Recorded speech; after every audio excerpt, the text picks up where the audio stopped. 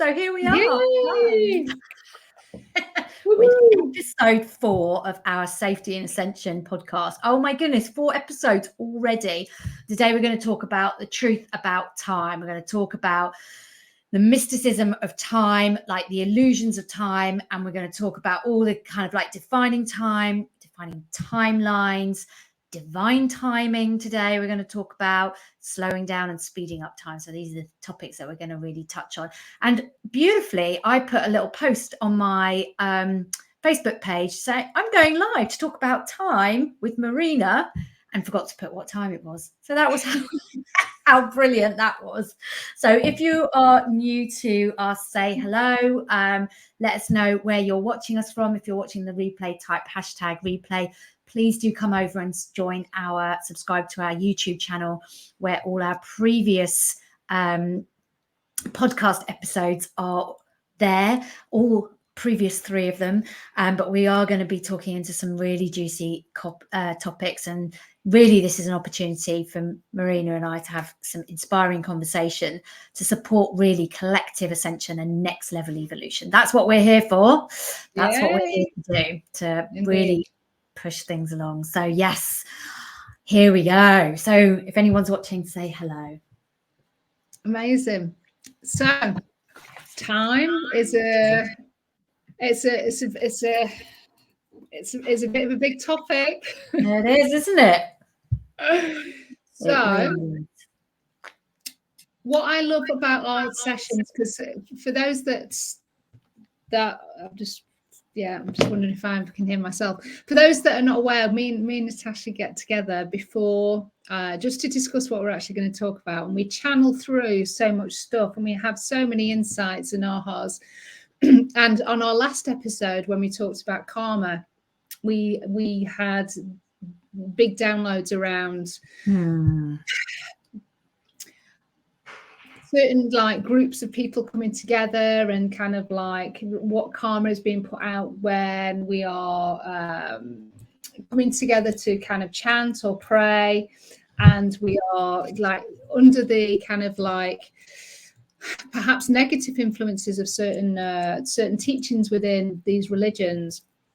And so we have these like really like amazing like downloads, and when we came together to talk about time, we still had all of these amazing downloads around, you know, how we are being almost placed in a cage around time. Obviously it has its benefits, but it also has its massive limitations, and with it being a 3D construct, it's just another way of us being influenced and in some ways kept smaller. I'm kind of thinking, because we have to follow a certain way of being to be accepted and to fit into society, and all of these things that, you know, like religion, time is another construct that is there to keep us safe, and it does that.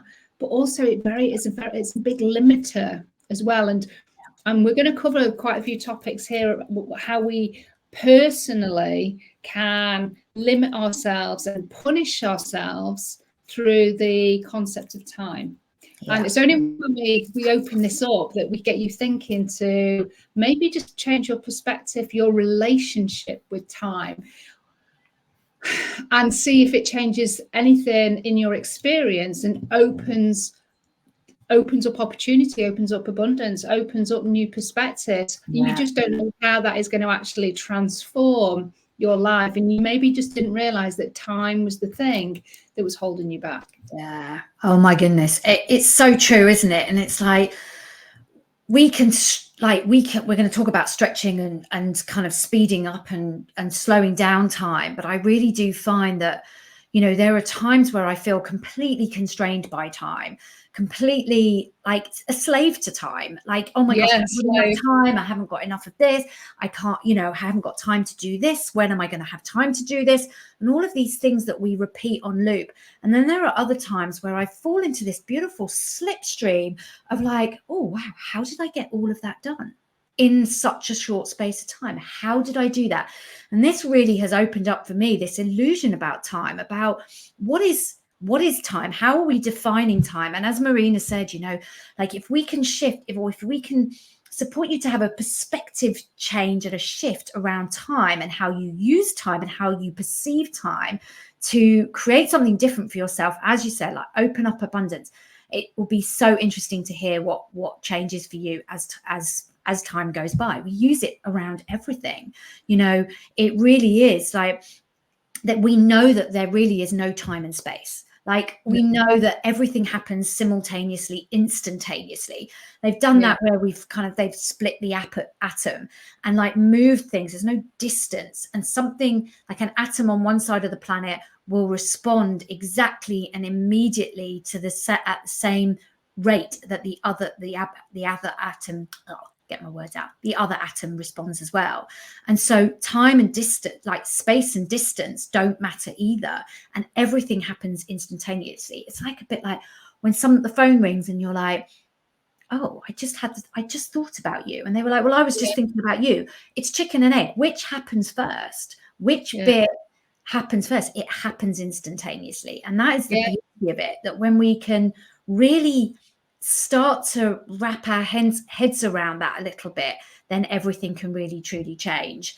And I think that's one of the benefits of using the Akashic records, because we know, even though we have a perception that we're going into find out about past lives and things like that and do this healing, when we use the Akashic records, we know that time doesn't exist in the Akashic records. And so you are simultaneously living all of your lifetimes all at the same time, which from a mind's perspective, it just blows your mind, because it's just that we can't wrap our heads around that, because it's just like, and that's why the 3D construct has been created for us to feel safe in this formula that is linear, and that we can just follow this pathway because that's safe. But actually, we live in everything, because we're multidimensional beings. So we live multiple lives and universes and in dimensions all at the same time, because we're expansive, aren't we?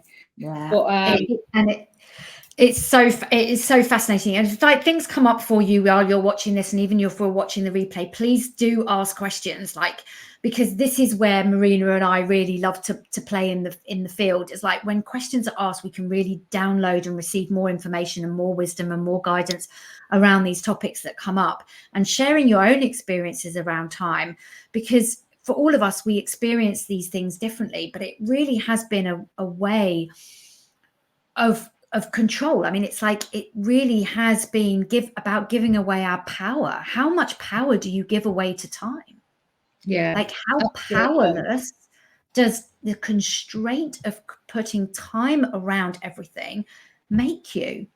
Like it disempowers us. It's so interesting. And, you know, we want to control time. We want to grab back time. We don't want to age. Like we don't want to get older. We get wise. We don't want to get wiser. It's like, it's a programming that we're really ready to break down and release ourselves from, in a way that really empowers us and re-empowers us and reinvigorates us, and know that we can create so much in a really limited space of time. We are capable of creating miracles in a short space of time if we learn how to collapse it. Yeah, absolutely. Hi, Julie. Good to see you here again. Yeah, no, absolutely. And I think what we need to understand is, you know, what our individual relationship with time is, and is it generally a destructive one, like you say? I mean, everything that you mentioned, Natasha, about you have those days where time is running away and I don't have enough time and I'm running late, and what we're doing is we're affirming that, even with our thoughts and I'm saying it out loud, and I'm sorry I'm late. You know, we get beholden when we're like late with other people, because we think we're then going to get judged. You know what I mean? It's like, what is our relationship with time? Or do you have a relationship where you're not so beholden by time, and you do things in more of a flow, and it's like, will happen when it'll happen, and you know, some people have got to that point where, you know, and I'm kind of slowly doing that, but it's a challenge when I'm in business and I'm trying to do things, lots of things, and I put my own perceived deadlines and timelines on things. Yeah. Because I feel that it needs to be done by that. But I know that that's programming and conditioning. Yeah.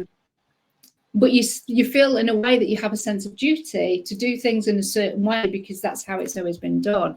And it's like, who actually then breaks this paradigm around time? And I know that I shared with Natasha that one of my mentors is totally breaking down the paradigms with time. And I love this. You know, we know that if Harriet is going to turn up in the Telegram group to deliver a training, she will do it when she's at a point when she's ready to channel through that information in the most potent and poignant way.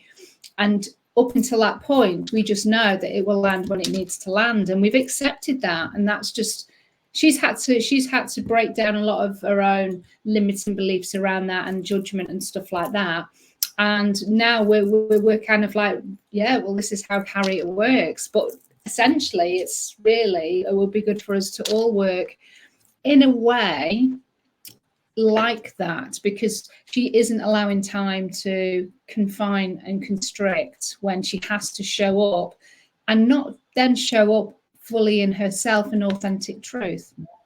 Yeah, it's so fascinating, isn't it? And I think, you know, when we start to realize how bound we are to time, we start realizing where we can start to make little shifts and tweaks. Yeah. And as you say, Marina, I'm like breaking down those barriers of time that especially in business, of like, when we have a client, we have to show up. If you have kids, you have to be taking your kids to school at a certain time. If they're late, you get fined. If you get black marks. If you don't have, like, kids as well are really constrained to that whole timeline of, like, if they don't hand in their assignments and they don't hand in their homework in time, that they are penalized for not working and being molded to work within those timelines, rather than when the creativity is there, hand in a piece of work. So, I mean, there's lots of arguments for and against these things. Absolutely, yeah. But it's just to give you a sense and an idea of how far these things stem. And like, even to the point where we say, I'm time rich, I'm time poor. Yeah.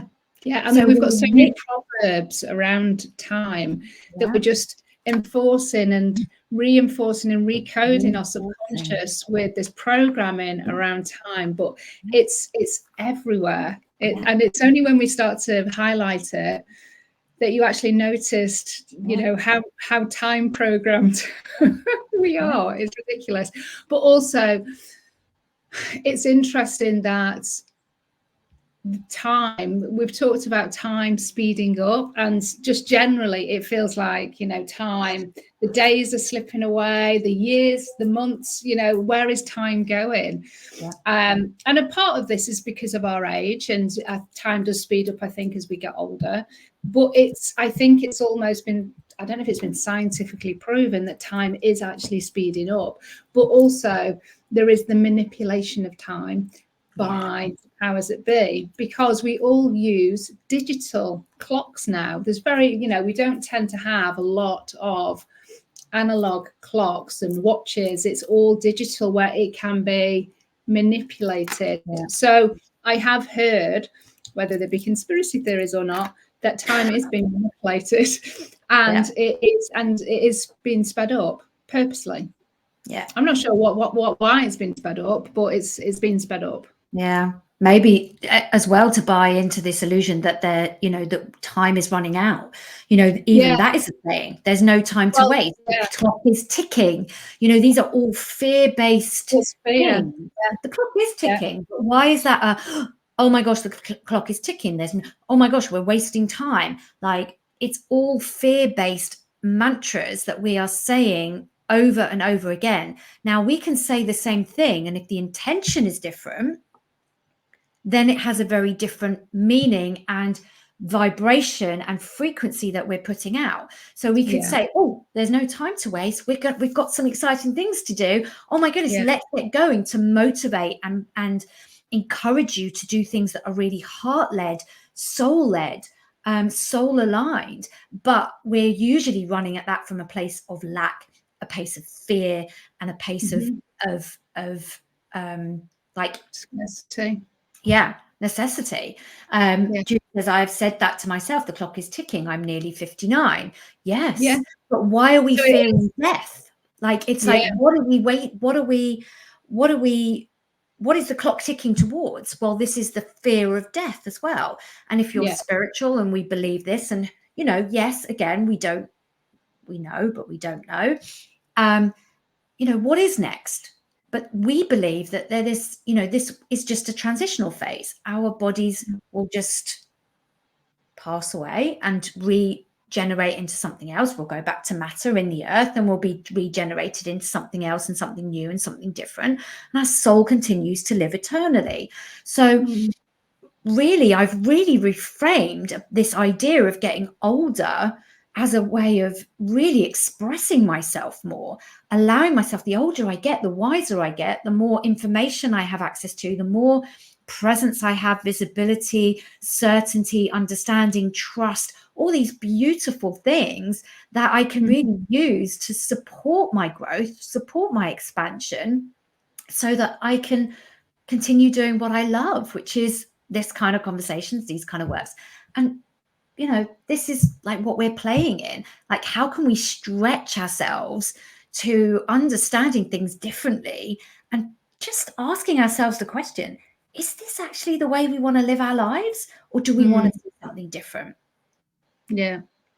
And that's the question. And also, is this actually true? Is this true for me? You know, is it true for me? And that's where we can step out of this whole fear connection around time and the self-punishment that we kind of engage with. And it's, you know, a simple recoding and remembrance that I have all of the time in the world, and I can expand time, and I can collapse time, and I can, you know, time works with me, time works for me, whatever it is that we need to do to the recoding to support us, then letting go of the stress and the anxiety that we connect with this essential mechanism, this thing that we have in the back of our mind, but also maybe can visibly see, and we see on our digital and on our phones and on our computers, that there's just this constant countdown to death. That's what it is. Subconsciously we know it. It's just countdown. It's like there. And I love what Julie says here. You know, I don't fear death as such, but I've got a lot to fit in before I go. And I think that again is also like really important, because I get that. I've got loads of stuff that I want to do, that I want to accomplish. But what I've done, and the way I've kind of reframed that, is like I've stretched that out and thinking there's nothing I have to categorically get done in this lifetime. Everything I'm doing is supporting expansion and growth and evolution of our mass consciousness and contributing to the new earth paradigm. And if I don't see that in my lifetime, every single thing I do right now matters, because you know, a lot of people who have shifted paradigms, you know, feminism, you know, people like female empowerment, being able to have access to our own money, those things haven't changed overnight. And a lot of those people, you know, like the what's his name that created the light bulb, he couldn't have possibly fathomed what we were able to do with light in his lifetime. And if that had been his mission in his lifetime, that in order to create the light bulb and make the light bulb work, that he had to be able to light entire cities. Well, from an environmental problem, maybe not such a good thing, but put that aside. If that had been his mission, to light the whole planet, he'd have never been able to get there. He would have been fighting against time. But he didn't see the rewards, the benefits of humanity as a result, like refrigeration and all this electricity that's been created, and how we're able to harness it now through solar panel. He couldn't have possibly seen that. So it's like we can't possibly know the impacts of what we are sowing seeds for right now. So everything we do truly, truly matters it's not that we have to get it all done before we go. No, it's, I think, like you say, going back to it's the intention that we have, and it's that intentional seed, and from that space it's activating the domino effect, and then somebody else takes the mantle, and it continues. And I will be definitely coming back to that. Well done. Yeah, I'll be coming back to pick up where I left off. That's my intent, and I'm wanting to write that, and I have written that in the Akashic records. So it'll be interesting to see if it comes to pass. Yeah, absolutely. And, you know, one of the things that I did at the beginning of this year, in totally in light of what you're saying, Julie, is that there was so much I wanted to do this year to shift my business and change the trajectory of my business. And there was a moment that I stood at the beginning of this year, and it was seeded already before, because there's no start and hard end of one year and start of the other. It's all kind of blurs into one. But there was a moment where I said to myself, I have lots I want to do this year, but I'm going to give myself the entire year to do it. Rather than thinking I've got to get this done by January, this done by February, this done by March, or this done by next week. And I have to say that the results I have seen in matter of weeks have been phenomenal, absolutely phenomenal. That's because you didn't put a time limit on it, which is much more expansive. Much more expansive. I actually squished time and sped time up and created more extraordinary results than I could have possibly done had I said to myself, I have to complete this by this time. And what it's also allowed is other things to come in that I couldn't have possibly imagined. Yeah. That's because you're using it as more of an expansive tool rather than a stick. Yeah. Yeah. And so that really, truly is the beauty. And, you know, even just having this conversation now, me reiterating that, I recognize how powerful that statement was in giving myself permission to have time. Yeah. And that's something that actually we find hard, especially in business, but even just in general life. Time is a gift, because we know we don't get it back. And that's something that we hear a lot. You never get time back. You know, it's the one commodity that's always ticking. So time is a gift. So why don't we gift ourselves more time?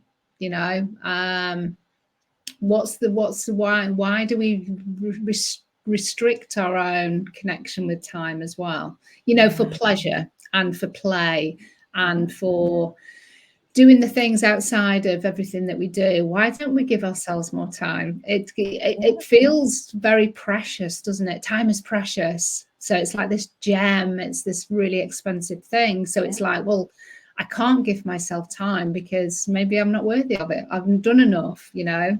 I'm not deserving to have the time off. You know, when we go on holiday and we know that we're having this time off, so we cram as much as we can because we don't want to have all the loose ends and all of this thing. So we then probably work twice as hard to then reward ourselves with time. What's all that about? It's crazy, right? It's crazy. And why is it called time off? Yeah. We're still living. What's it time off from? We're still living. We're just doing something different with our time. And again, this is just like, I've just never really thought about just that phrase. Like, why are we giving ourselves time off? From what? We're constantly living. This is why the present moment is so important. Like living in the present moment. The past is done. The past is gone. The future is ours to grab. But if we try to put too much pressure on that, we lose time and we shift our perception of time. We're constantly bargaining on our time. Like, we have to earn free time. Why do we have to earn it? Like, I work really, really hard. I deserve a day off. I deserve a night off. I deserve some me time. We deserve it all the time. Yeah. Yeah. We definitely use it as punishment and we use it as reward, but that's, it's very skewed. The whole premise of our relationships with time is just, it's very conditioned. It's mad.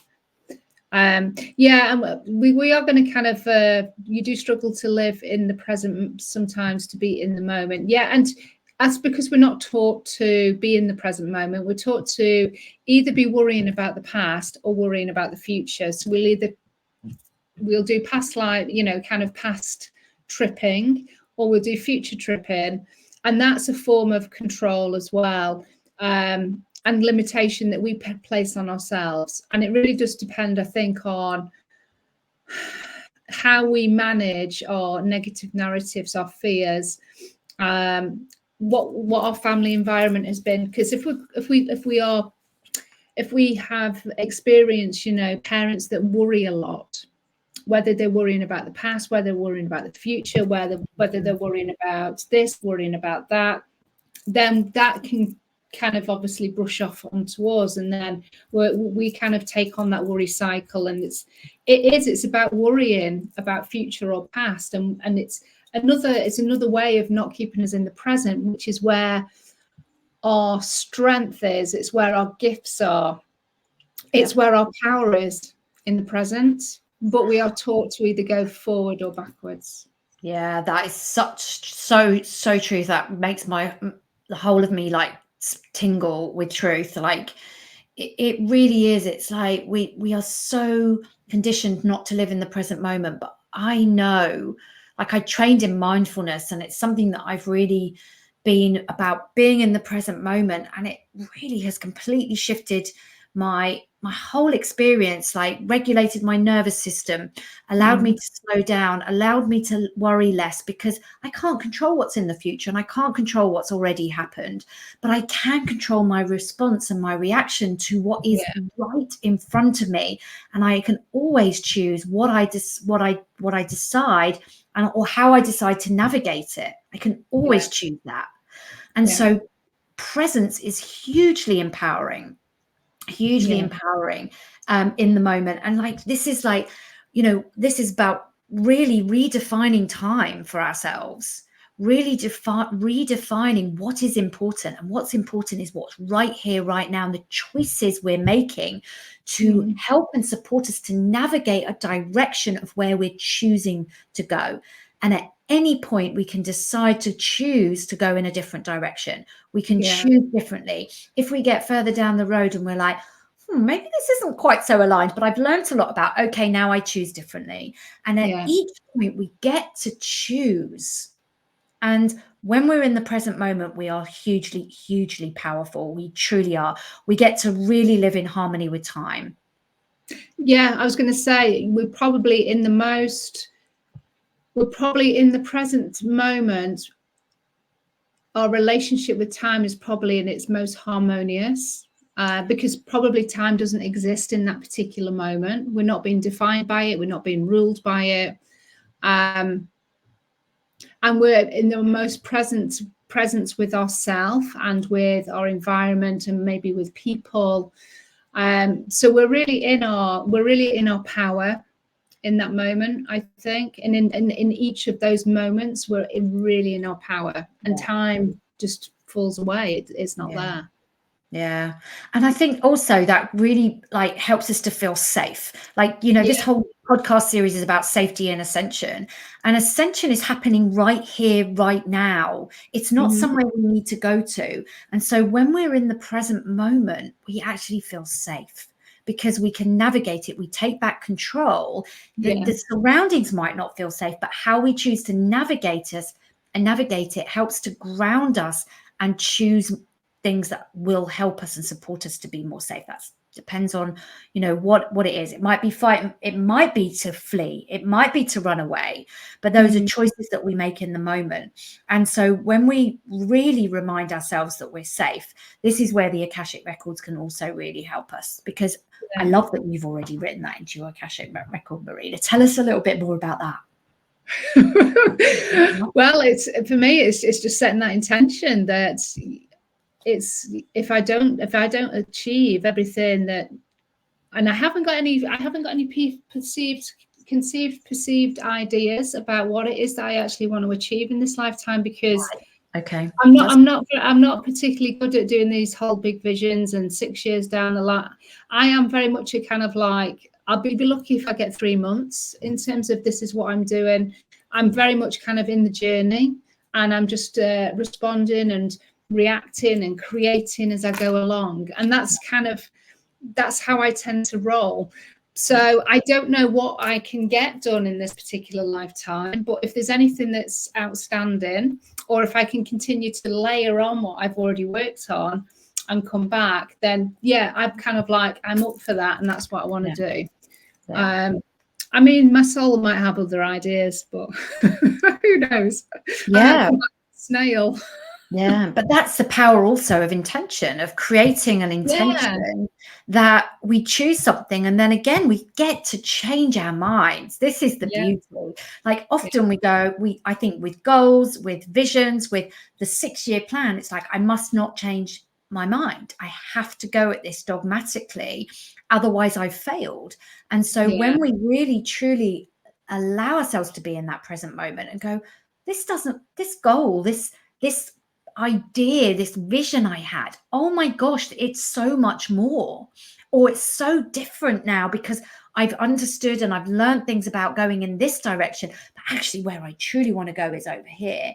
And then so when we actually allow ourselves to choose differently, then we really have the tools to navigate how we do things and how we choose to age with grace, with wisdom under our belts, with an understanding of what it is. I mean, we're like, especially as women, we fear getting older, that we're going to miss out, that we're going to be, we're not worth much anymore when we're older. And I just don't agree. I think, getting older has been something I have truly, truly celebrated, like wholeheartedly and intentionally. Yeah.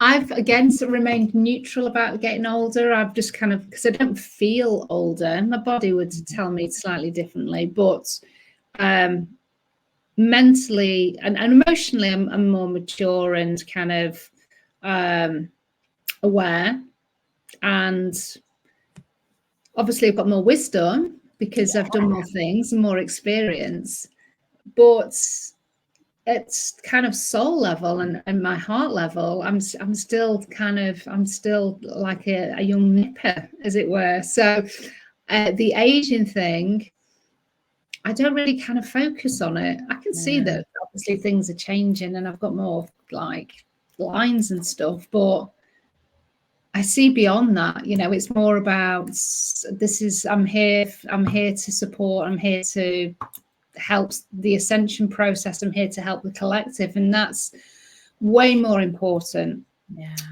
If that was taken away from me for whatever reason, then I would really feel that, but the aging process isn't something that I really focus on. And I think when I'm in this process and I'm doing my mission and all of that kind of in some way keeps you young anyway, because you've got a purpose and you've got a mission. Yeah, so I truly believe that. And whatever that purpose or mission is, and I think, that's where also the Akashic records can really help us define what is leading us with, like, from our soul. What does our soul want us to experience here, live through here, acknowledge, become wiser through? And that could be anything. It doesn't have to be, some grand, big impact driven. No. That could be just within community, within your family. It might be breaking certain lineages, patterns on your maternal line, and you're here really just to do that by not repeating how you were parented by your mother, or the whatever was going on. That is massive in itself. It doesn't have to be. Doesn't have to be connected with loads and loads of people, for sure. Or it might be that you're just bringing a different level of consciousness into your workplace by talking about crystals. You know what I mean? But that has a ripple effect, and it's raising the consciousness subconsciously, unconsciously of your colleagues. So there's lots of ways that this work can be done. But I think when we're in our purpose and mission, whatever that is, the time again doesn't need to come into that. Time doesn't come into that, because you are just connected and you are just doing and you're following the breadcrumbs, and you're following whatever you need to follow to deliver that. to live it, to experience it. Yeah, I totally agree. And I think that goes back to what I was saying earlier, like never underestimate like what you're contributing right now and the impact that that will have it beyond your lifetime. Yeah. Beyond your lifetime. And this is really has given me so much clarity to let go of this idea that I have to do it all now, that I have to get it done in this lifetime, that I will be, you know, if I choose to come back again into this lifetime, into a human experience or wherever I choose to go, that will continue just in a different form.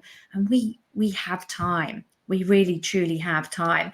And it's like everything is in divine timing as well, right? Yeah. We've not touched on divine timing. So should we share a little bit more about that? Yeah. You want to go? So what does divine timing mean for those that are watching the replay?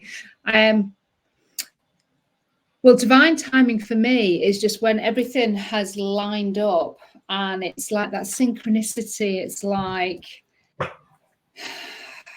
the cosmic tumblers have done their part based on whatever the response is to what you've done. And we're in that period of gestation, the law of gestation, of patience and having to wait, which our ego absolutely hates, because they, you know, our ego wants it here and now because it's programmed. And so the universe is kind of like, well, no, it's divine timing. But waiting for divine timing can be really hard. But when we do wait for divine timing, you know that when it lands, or whatever it is that lands, is the most perfect, aligned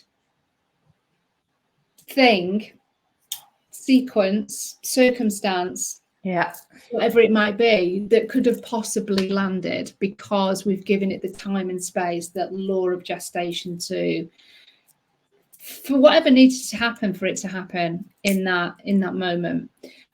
If we push, and if we're in hustle mode and we're in frustration, we're in doubt, then we literally wave goodbye to the thing, because we're not trusting the universe, we're not trusting ourselves that the result will land when it needs to land. But that's hard, because again, we're taught and programmed to have everything yesterday. Yesterday. We want it now. Can't wait. Which is a bit of a shame, but I think the society that we live in, everything is instant. We can access anything at any time. Whereas when we were growing up, there was the real pleasure, but the frustration as well, of having to wait a whole week to watch a next episode of a program. But the excitement of something coming on, and then the family coming together, and we're all like sat around the box, like with anticipation of waiting. It was just beautiful, because there's a real thing in that. But now that the whole magic has been lost, because we can tap into anything at any time. There's also an expectation that we can do that as well, and so that ripples out. And I think that's maybe another bit of like higher play programming that's happened, that we find it even harder to have the law of gestation and divine timing. And I wonder if that has been purposely done to manipulate all of that as well. Well, that's interesting. In terms of what we receive in a divine way. Yeah, because, you know, we can take two stances on divine timing. We can go push and create resistance. And actually what we do when we create resistance is we create, that's resistance. It's like you push and everything moves away. So like when we create that amount of resistance, we're actually pushing divine timing further away from us. But also there's the other side of that, going spiritual bypassing, was like, oh, if I don't need to be an active participant in something, I can just divine timing will sort it all out. We are always in co-creation. We are always co-creating with others. We are co-creating with the universe, and there is no sitting back on your laurels and going, universe will sort it out. Divine timing means there's an energetic match between the thing you're calling in and you. So you have to be coming forward and saying, I'm doing my part to come into divine timing, and when everything else is in place, when everyone else does their stuff, that's when it happens. We have to be an active participant. And I get this so much from people who come to me, from clients trying to work this piece out and trying to figure it out with our heads. And I have to say, I was there, and I'm still there at times. And I'm like, what is this? Why is this? Who is this? Like, what's going on? Is it me? Is it something else? But we are in co-creation with others. You know, this could only come into divine timing at the moment that Marina and I had a conversation, and we were both ready to step up and have these difficult conversations and call bullshit on some of the stuff that we're talking about. And so we had to be both ready for those moments, brave enough for some of these things. And, you know, for some people, this is like, well, of course, this is, you know, these are the conversations we should be having. But for others, this is triggering, this is activating, and it's okay. What we're doing is just trying to stretch what we perceive to be true and go, is there room to think something else? Is there room for something else that we haven't thought about? Because just in our conversation a few days ago, where we talked about time, I was like, oh my gosh, like there were things that landed for me just in that conversation a week ago that was like, well, yeah, I know that, but oh my goodness, now I know that. How am I still here thinking these things, and these things are still seeping into my consciousness? So we have to be an active participant. We have to be ready. You have to go first, and then everything else can follow. That's also a big part of, sorry, I went on a channeling rant there. No, the channeling rant was perfect. It was divinely timed. Yeah. Woo, there you go. Yeah, but we're in co-creation, and then when that happens, that's when it comes into it is, and that's when the magic happens. But you're right, we can't spiritually bypass, and we do have to take that active, we do have to have an active role, but it's just knowing, it's that fine line of when we are doing too much and we go into hustle because we don't trust, and we go into fear, or we are just doing what we need to do to facilitate the process, and then it's kind of then, okay, let's let the universe respond. Absolutely. I'd love to know if people watching have got thoughts. If you're watching, as I said, on the replay, please let us know what your thoughts are on all of this, because, you know, this is a big topic, and some of this might just make sense. Some of it might be like, oh, I hadn't really thought about it. We really would love to know. We're sovereign beings, and we create our own divine timing. Like we really do.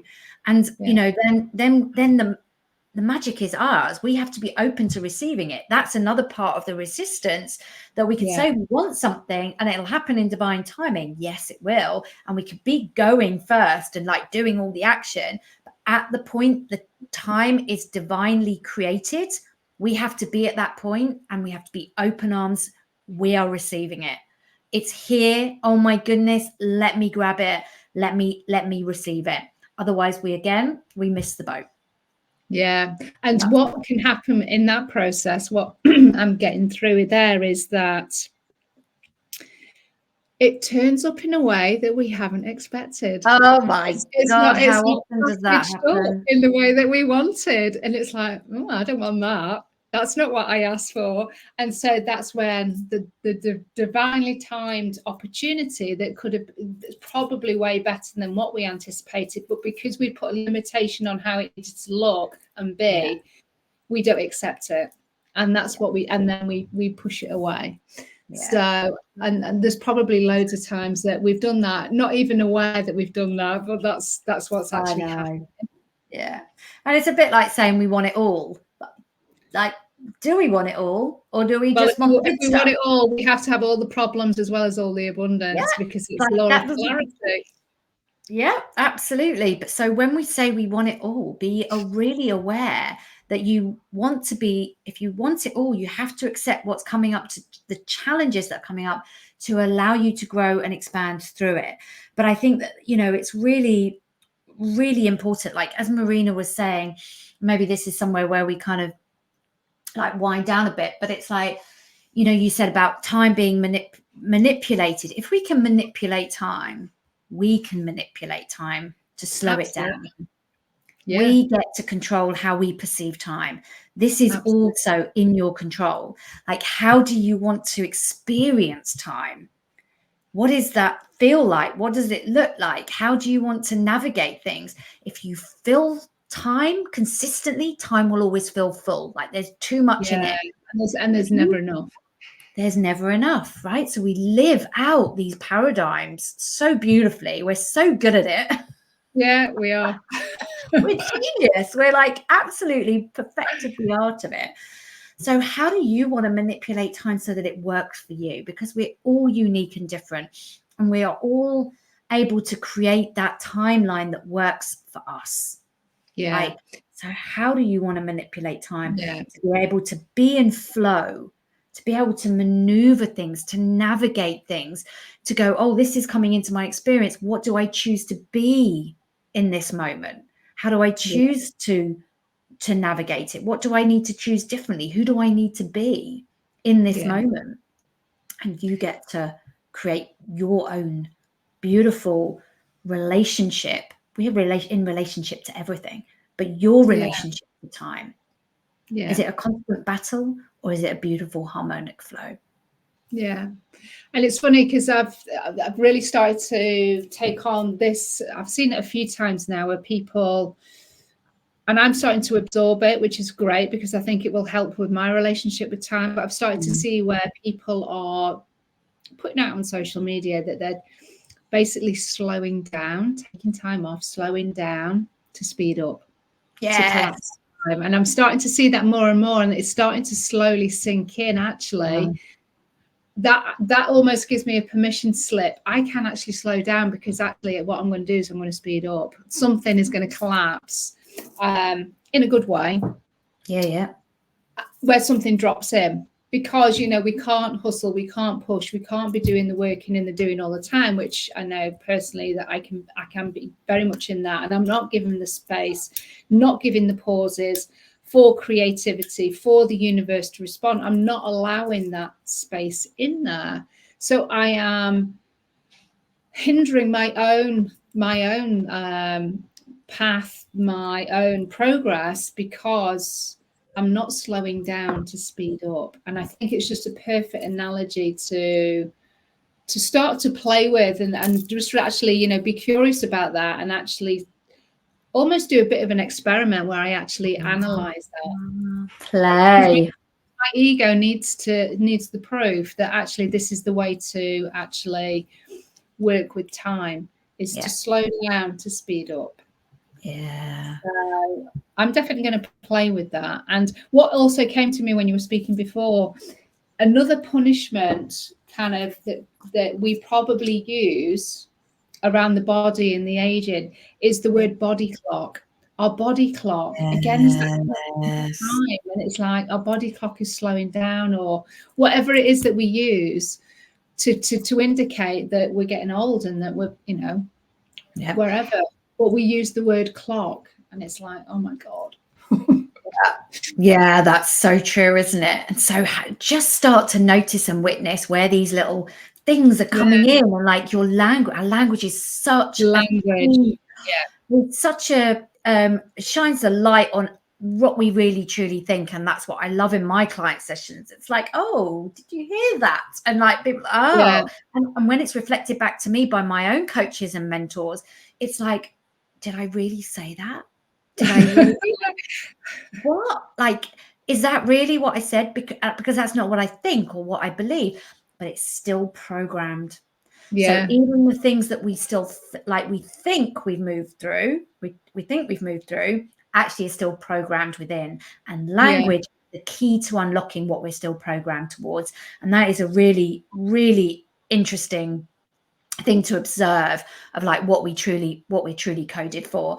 But yes, I agree, you know, doing less is absolutely more, but it's still doing something. I think that's also like a bit of spiritual bypassing that goes on. I don't need to do anything, like the universe has got it sorted out. It's like I'm just going to sit here and magic will happen.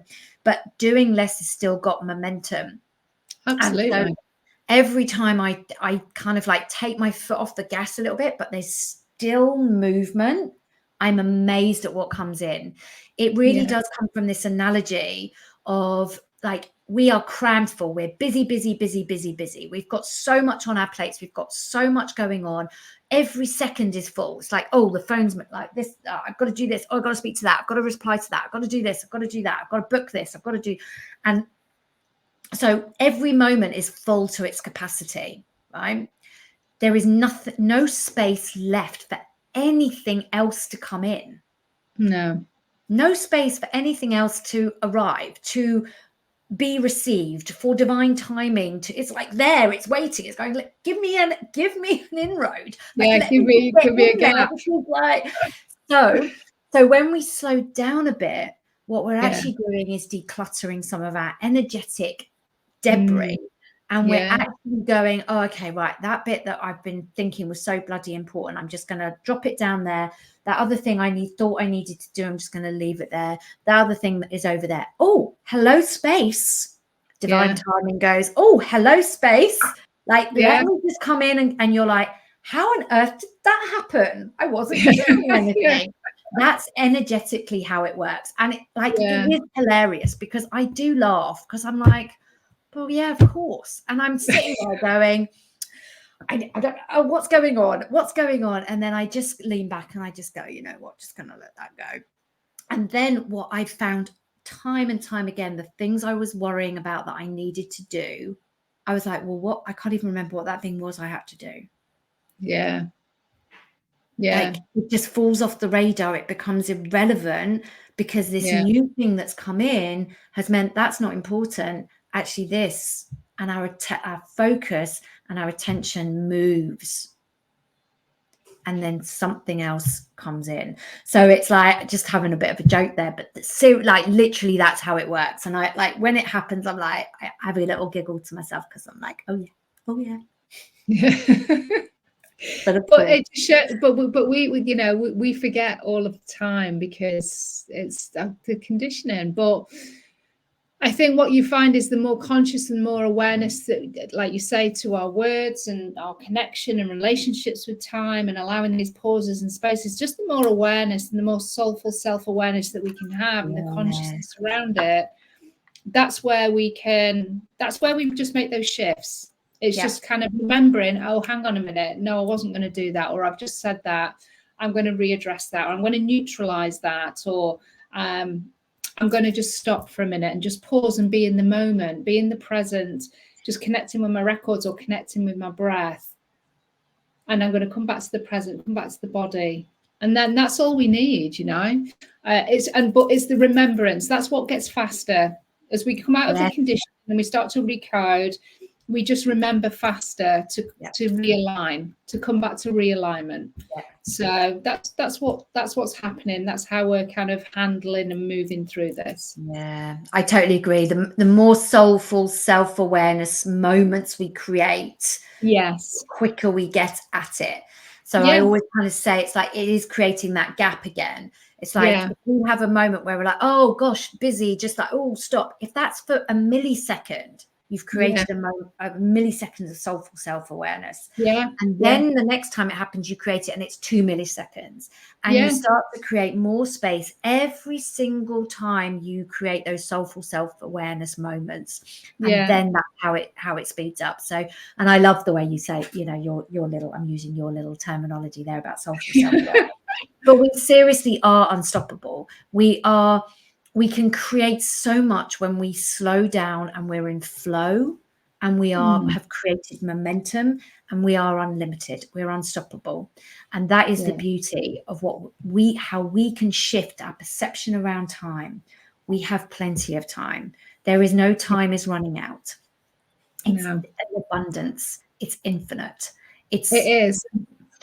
And the universe is always expanding. There is more time. There is more space. So allow yourself and give yourself permission to take a breath, take a beat. And how do you want to create time for yourself that serves you best, that serves your health, your body, your mind, your emotions, and your spiritual growth and expansion? That's the question. Yeah, perfect. So let's talk about our next topic. I hope that everybody's enjoyed this, the juicy topic that we've covered. Time is, I mean, it's just fascinating talking about time, and I'm hoping that it's kind of open up some conversations with yourself, some perhaps highlighted some limiting beliefs that you've had, some perspectives.